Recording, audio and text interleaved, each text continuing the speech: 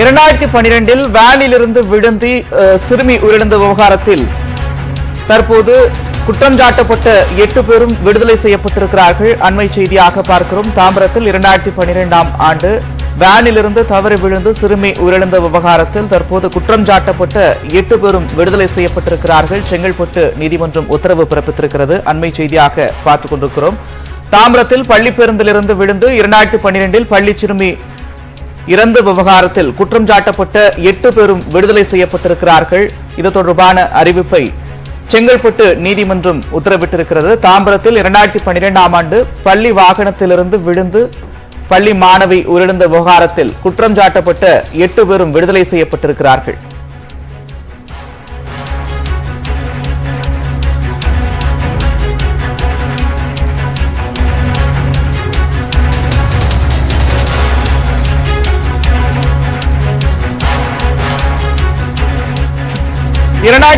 ஆம் ஆண்டு பள்ளி வாகனத்திலிருந்து சிறுமி விழுந்து உயிரிழந்த நிலையில் தற்போது அது தொடர்பாக குற்றம் சாட்டப்பட்ட 8 பேரையும் செங்கல்பட்டு நீதிமன்றம் விடுதலை செய்திருக்கிறது. அண்மை செய்தியாக பார்க்கிறோம். இது தொடர்பான கூடுதல் விவரங்களோடு செய்தி அரங்கிலிருந்து செய்தியாளர் கோகுல் இணைப்பில் இருக்கிறார். கோகுல், விவரங்கள்.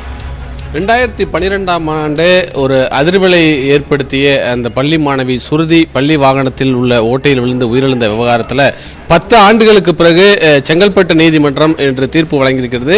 8 பேருக்கும், அதாவது அந்த வழக்கில் குற்றம் சாட்டப்பட்ட 8 பேரையும் விடுதலை செய்து இந்த உத்தரவானது செங்கல்பட்டு கூடுதல் அமர்வு நீதிமன்றத்தால் உத்தரவானது பிறப்பிக்கப்பட்டிருக்கிறது. குறிப்பாக 2012ஆம் ஆண்டு தாம்பரத்தில் இருக்கக்கூடிய ஜியோன் மெட்ரிகுலேஷன் பள்ளியுடைய மாணவி சுருதி பள்ளி வாகனத்தில் செல்லும் போது பள்ளி வாகனத்தில் அந்த ஓட்டையானது ஏற்பட்டு அதில் அது உள்ளே விழுந்து மாணவி உயிரிழந்த விவகாரத்தில் ஏற்கனவே அந்த பள்ளி நிர்வாகம் மற்றும் அந்த வாகனத்தை ஓட்டியவர், அந்த வாகனத்தை பராமரிக்கக்கூடிய நபர் என 8 பேர் மீது குற்றச்சாட்டானது பதிவு செய்யப்பட்டது.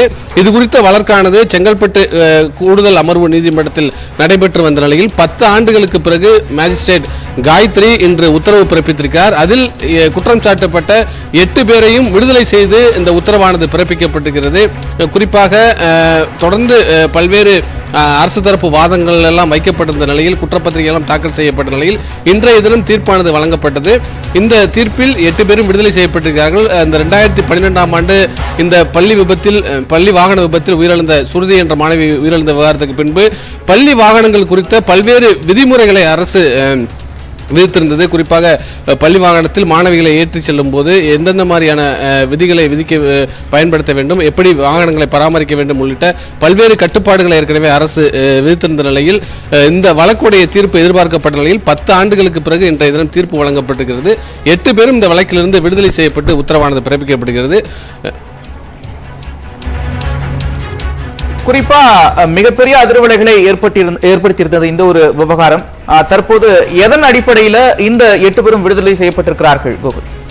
நிச்சயமாக இந்த வழக்கானது ஏற்கனவே தாம்பரம் காவல்துறையால் வழக்கு பதிவு செய்யப்பட்டு இது குறித்த குற்றப்பத்திரிகையானது செங்கல்பட்டு நீதிமன்றத்தில் தாக்கல் செய்யப்பட்டது. ஏற்கனவே இருதரப்பு வாதங்களும் நீதிமன்றத்தில் வைக்கப்பட்ட நிலையில் தொடர்ச்சியாக தீர்ப்பானது பல ஆண்டுகளாகவே வழங்கப்படாத நிலையில் தற்பொழுது தீர்ப்பு வழங்கப்பட்டிருக்கிறது. குறிப்பாக யார் யார் மீதெல்லாம் குற்றம் சாட்டப்பட்டதோ பள்ளி தாளாளர், அந்த வாகனத்தை பராமரிக்கக்கூடியவர், வாகனத்தை ஓட்டியவர், அந்த வாகனத்தில் மாணவிகளை ஏற்றுச் சொல்ல சென்ற அந்த உதவியாளர் உள்ளிட்ட 8 பேர் மீது குற்றச்சாட்டு வைக்கப்பட்டது. அந்த 8 பேர் மீதான குற்றச்சாட்டுக்கு போதிய ஆதாரங்கள் இல்லை என்ற அடிப்படையிலும் அதே நேரத்தில் இதில் பள்ளி நிர்வாகத்தின் மீது எந்த தவறும் இல்லை, இது ஒரு விபத்து போன்று நடந்த நிகழ்வு என்ற ஒரு தகவலின் அடிப்படையில், ஒரு வாதத்தின் அடிப்படையில் நீதிமன்றமானது அந்த 8 பேரையும் விடுதலை செய்து உத்தரவு பிறப்பித்திருக்கிறது. தொடர்ச்சியாக அடுத்த கட்டமாக இந்த வழக்கை மேல்முறையீடு செய்வதற்கு அரசு தரப்பிலும் முடிவு செய்திருப்பதாக வழக்கறிஞர் தரப்பில் தெரிவிக்கப்பட்டிருக்கிறது.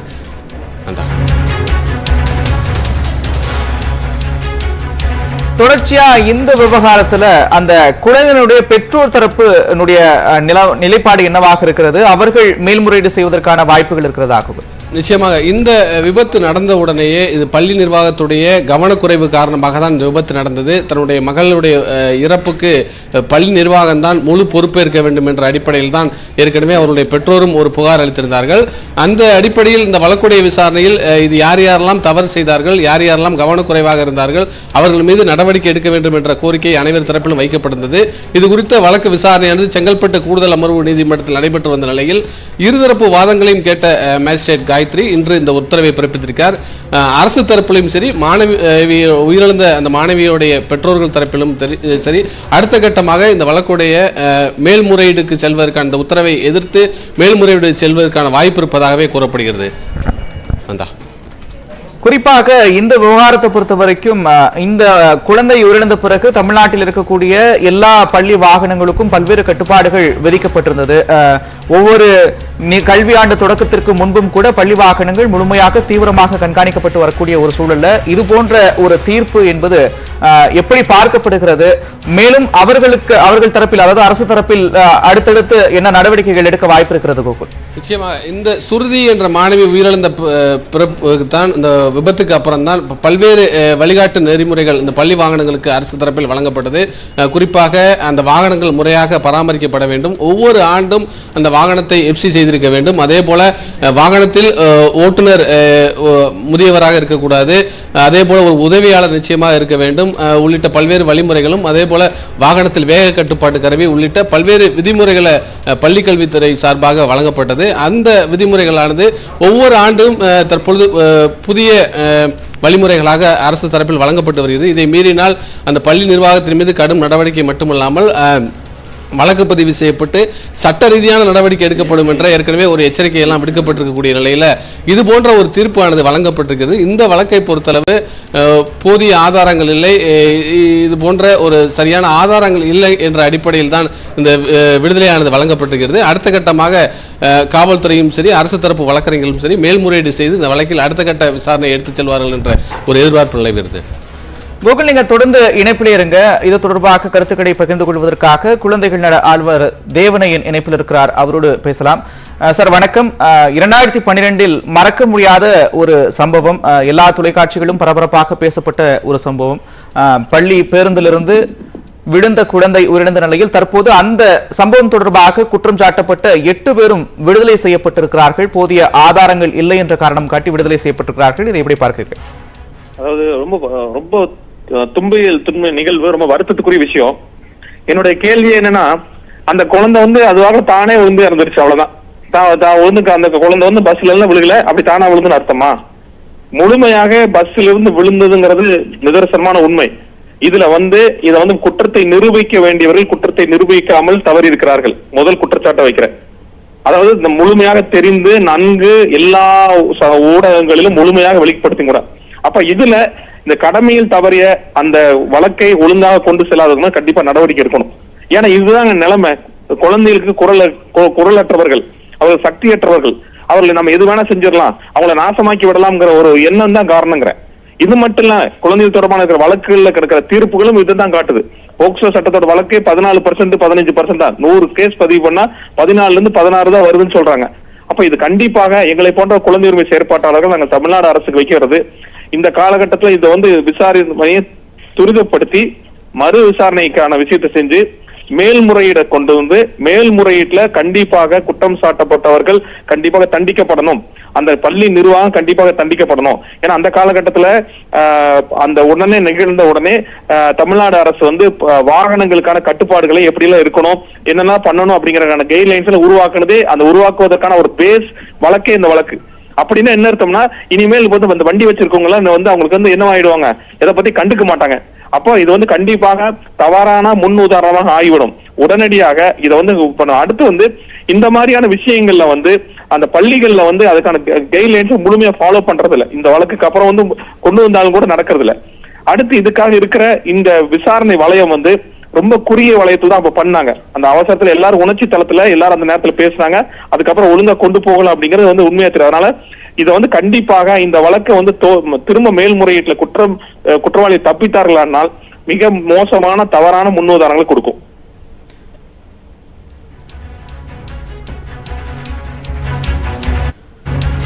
தேவனேன், குறிப்பா நீங்க குழந்தைகளுடைய உரிமை சார்ந்து தொடர்ச்சியாக முன்னெடுப்புகளை மேற்கொண்டு வர்றீங்க. இந்த ஒரு தீர்ப்பு அப்படின்றது சமூகத்தில் என்ன மாதிரியான தாக்கத்தை ஏற்படுத்தும்னு நினைக்கிறீங்க?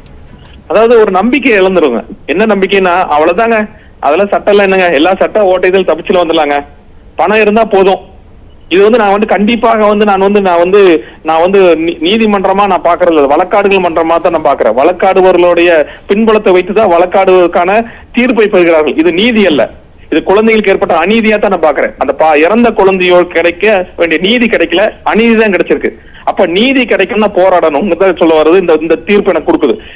இந்த அநீதி வந்து நிறைய பேருக்கு என்ன ஆயிடுனா, ஆமா அவ்வளவுதான் இதெல்லாம் நடக்காது அப்படிங்கிற அவ நம்பிக்கையை இது மட்டும் இல்ல, பொது தளத்துல ஒரு சாமானிய குழந்தைக்கான பாதிப்பை ஏற்படுத்தும் ஒரு தவறான முன்னுதாரணத்தை கொடுத்துரும்.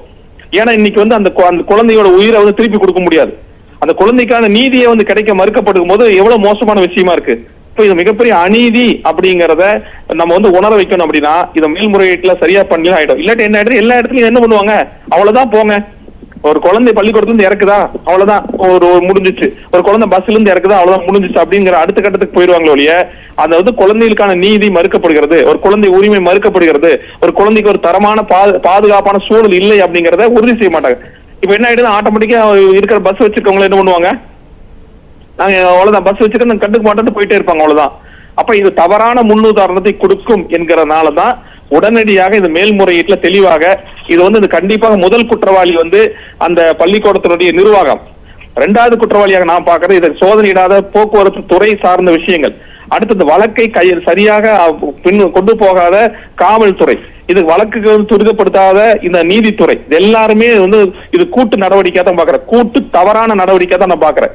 இது ஒரு மிக மோசமான சட்ட வன்முறையா பாக்குறேன், ஒரு குழந்தை உரிமை மீறலா தான் பாக்குறேன். இது நாளைக்கு தவறான முன்னுதாரணை கொடுத்துடும், அது தமிழ்நாடு அரசு உணரணும். ஏன்னா ஒரு குழந்தை தமிழ்நாட்டை உருவாக்கும் என்கிற முன்னெடுப்புல தமிழ்நாடு அரசு முயன்று கொண்டிருக்கிற நேரத்துல இது ஒரு தவறான முன்னுதாரணம். ஏன்னா குழந்தை தமிழ்நாடுனா ஒரு குழந்தை பாதுகாப்பான சூழல். இப்ப அந்த குழந்தை பாதுகாப்பான சூழல் உறுதி செய்யப்பட முடியாது. இந்த பஸ் விபத்துல நடந்திருக்கு அப்படின்னா கண்டிப்பாக இதை சீரியஸா எடுத்தாகணும். இது கண்டிப்பா எடுக்கல அப்படின்னா தவறான முன்னுதாரணத்தை கொடுக்கும்.